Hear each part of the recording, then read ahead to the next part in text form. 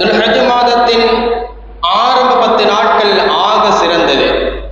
அதிலே செய்யக்கூடிய அமல்கள் அல்லாஹ்விடத்திலே மிக உன்னதமானது.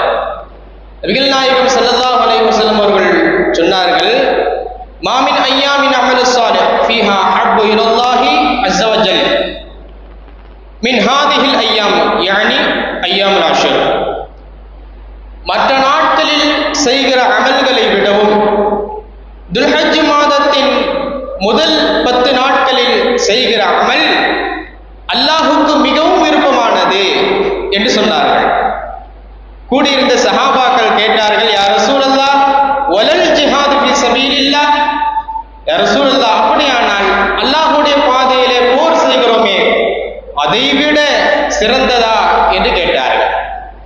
நபிகள் சொன்னார்கள், வலல் ஜிஹாது ஃபீ ஸபீலில்லாஹ், அல்லாஹ்வுடைய பாதையிலே போர் செய்வதை விடவும் இந்த 10 நாட்களில் அமல் செய்வது அது சிறிய அமலாக இருந்தாலும் அல்லாஹுக்கு மிகவும் விருப்பமானது என்று சொன்னார்கள்.